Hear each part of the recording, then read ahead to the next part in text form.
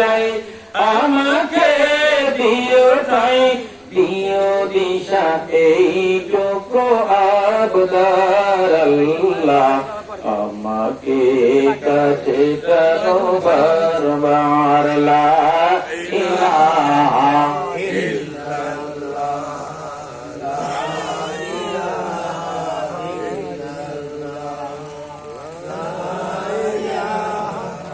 ইল্লাল্লাহ, লা জোরে লা ইলাহা,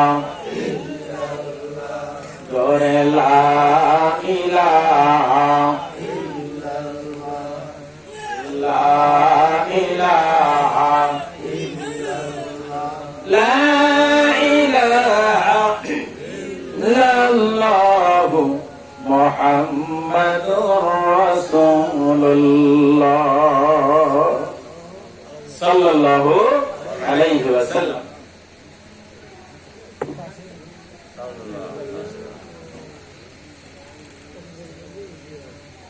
বাপজিরা ভাইরা আমার, এখন আপনাদের সম্মুখে একটু বেঈমান, কাফের, নাফরমান এর মৃত্যু কেমন হবে বলতে চাই, শুনবেন কি ভাই?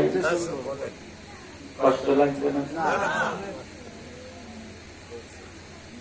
যখন কোন বেঈমান কাফেরদের জান কবজ করার জন্য আল্লাহ তাআলা আজরাইলকে বললেন, আজরাইল আমার নাফরমানের জানকে এখন নিয়ে আয়।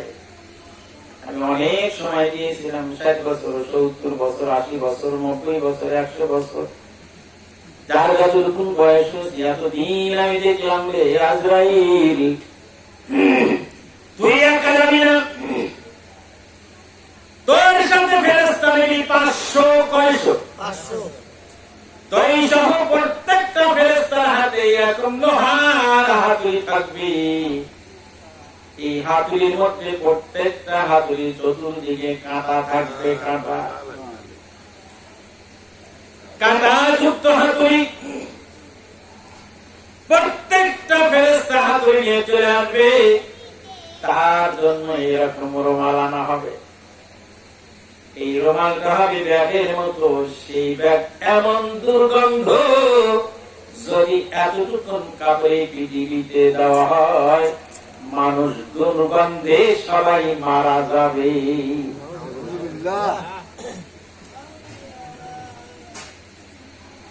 এইরকম ফেরেশতা সে বলবে, হে আল্লাহর নাফরমানরা, বের হ, বের হ, বের হ। হাতুড়ি শুরু করবে পেটানো, মাথার থেকে পা তালু পর্যন্ত, পিটতে পিটতে পিটতে পিটতে প্রথম নম্বরে হাতুর কাছে রুহুটাই লাগিয়ে দিবে, বের করবে না। পায়ের গিরা পর্যন্ত পিটতে পিটতে নিয়ে যাবে। প্রত্যেকটাই যে রগ আল্লাহ বানিয়েছেন, এই রগের মধ্যে হাতুড়ির কাঁটা গুলো ভিজে ভিজে যাবে, ঢুকে যাবে, পিটবে, এখানে ঠেকায় রাখবে, এই গিটে ঠেকায় রাখবে, পিটতেই থাকবে। মৃত্যু ব্যক্তির চতুর্দিকে এরকম মাথা ঘোরাবে, বড় বড় চোখ করে দিবে, হা করবে, মনে হয় পানি খাবে। ওই সময় আল্লাহর হাবিব বলেন, এমন তৃষ্ণা হবে দুনিয়ার মানুষ শুনে না, পৃথিবীর সমস্ত পানি যদি তাকে ঢেলে দেওয়া হয় তার তৃষ্ণা মিটবে না। পিটাইতে পিটাইতে পিটাইতে এইরকম রুমালখানা এই জায়গায় রেখে দিবে, তাকানোর দিক। সেই রুমালটা আমি জাহান্নামের অগ্নি দ্বারা তৈরি, জাহান্নামের আগুন দ্বারা তৈরি। এই জায়গায় রাখার পর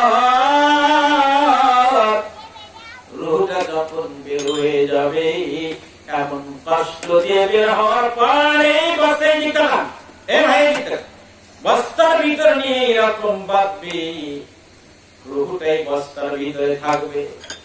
ফেরেশতা নিয়ে যাবে, যেই সব আযাবের ফেরেশতা এসেছিল কেউ নিতে চাইবে না, সবাই নাক ধরে দুর্গন্ধে চলে যাবে, কেউ নেবে না এই রুহটা। নিতে চাবে না, এমন দুর্গন্ধ। এই রূহটা নিয়ে যাবে প্রথম আসমানে, এরকম আবার ওই নিয়মে নিয়ে যাবে। কোন ফেরেশতা থাকবে না, সবাই দূরে যাবে, দুর্গন্ধে কেউ সামনে আসবে না। আল্লাহ পর্যন্ত যখন চলে যাবে, আল্লাহ বলবেন যা যা রূহটা আবার ওর ভিতর ঢুকায় দে। চলে আসবে, আসমান থেকে খবর হয়ে যাবে তার বিছানাটা জাহান্নামের বিছানা বিছায় দে, তার পোশাকটা জাহান্নামের পোশাক পরে দে, তার কবরখানা জাহান্নামের আগুন দিয়া ভরে দে। জাহান্নামের ফেরেশতাগুলো চলে এসে তাকে আযাব শুরু করে দিবে, একটা করে হাতুড়ে মারবে, 70 গজ মাটি নিচে চলে যাবে, ওখান থেকে আবার উঠানো হবে, মারতেই থাকবে। বাবাজিরা ভাইরা আমার, এইরকম কিয়ামত পর্যন্ত মানে এই শরীরটার মধ্যে আযাব শুরু হয়ে গেল। তারা শুধু বলতেছেন আল্লাহ কিয়ামত দাও, কিয়ামত দাও, কিয়ামত দাও, আমরা এই আযাব সহ্য করতে পারছি না। ও প্রভু, বিচার করে নাই জাহান্নামে দিও, এই কবরের আযাব আর সহ্য হয় না। প্রথম নাম্বার আযাব শুরু হবে, ডান দিকের হাড় বাম দিকের পাঁজরের মধ্যে ঢুকবে, বাম দিকের হাড় ডান দিকের পাঁজরের মধ্যে ঢুকবে। যেরকম আমরা গম দিলে আটা হয়ে বের হয়ে যায়, হাড় গুলো এরকম পিষে ফেলবে।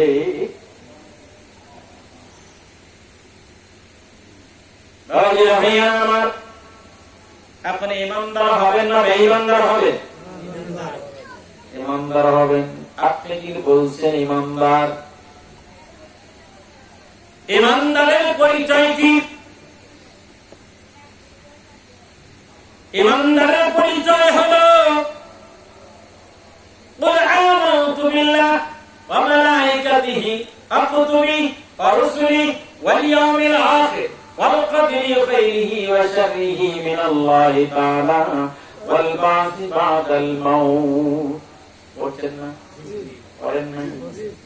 এক নম্বর কার উপর ঈমান আনা? ঈমান আনলেন, মুখ দিয়ে বললেন আল্লাহ পরিমাণ আনলাম। পরিচয় কি? পরিচয় হবে এই যে টুপি, এই যে দাড়ি, ওই যে মসজিদ, 5 ওয়াক্ত নামাজ পড়ে আল্লাহর উপর ঈমান আনলাম। আমার পরিচয় এক নম্বর হলো রমজান মাসে রোজা, পরিচয় হলো আল্লাহ কোরআনী। যাকাত ভিত্তিক যার যাকাত দেওয়া হজ, যাকাত দিতে হবে আল্লাহ কোরআনী। কালেমা, নামাজ, রোজা, হজ, যাকাত, এই যে স্তম্ভের 5টা স্তম্ভ, 5টা খুঁটি রয়েছে, 5টা যদি পুঙ্খানুপুঙ্খানু মানি তবে ঈমানদার হলো।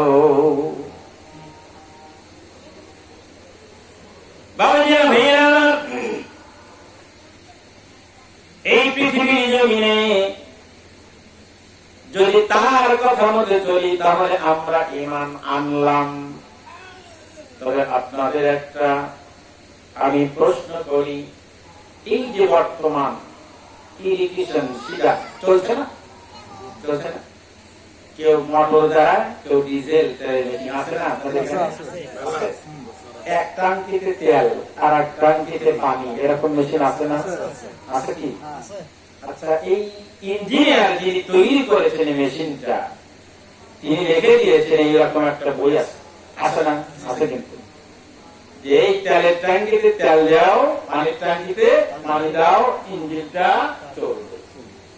এখন আপনি করলেন বইটাই তো, তেলের ট্যাঙ্কিতে পানি দে, পানির ট্যাঙ্কিতে তেল দে, চলবে ইঞ্জিন? চলবে না। আপনার কিন্তু চলবে না। বাবাজিরা ভাইয়া আমার, আমাকে আপনাকে যিনি বানিয়েছেন তিনি ইঞ্জিনিয়ার না। আল্লাহ তাআলা ফেরেশতা দ্বারা এতটুকু বানাইলেন, এইটুকুন ফেরেশতা বানাইতে চাই, আল্লাহ বললেন স্টপ। আল্লাহ নিজ হাতে এইটুকুন বানিয়েছেন, সুবহানাল্লাহ।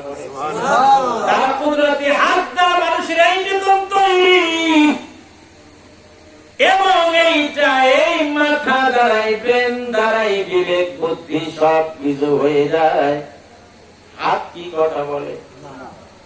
বলেন মানুষের হাত কয়টা?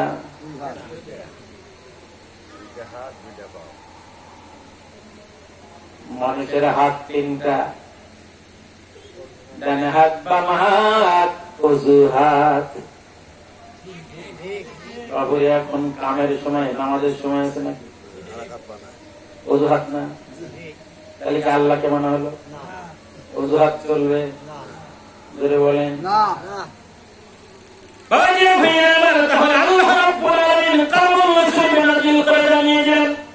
আমি এখানে যা যা দিয়েছি তোমার চলার জন্য, বলার জন্য, খাওয়ার জন্য, ঘোরার জন্য, তোমার পরিবারের জন্য, সমাজের জন্য, রাষ্ট্রের জন্য, পৃথিবীর জন্য কেমনে চলতে হবে সব দিয়েছি। যদি উল্টা পাল্টা করো, মেশিন যেরকম চলে না, তেলের ট্যাঙ্কিতে পানি দিলে, পানির ট্যাঙ্কিতে তেল দিলে, এইটা সারা চললেও এইরকমই হবে। বলেন ঠিক না ভাই? বাবাজিরা, ভাইয়েরা আমার, একটু ভুল হওয়ার কারণে, সামান্য ভুল হওয়ার কারণে কি হয়? ইমানদার আর বেঈমানদার, ইমানদার আর বেঈমানদার, এদের কি হয়? এই কথাটা বলি।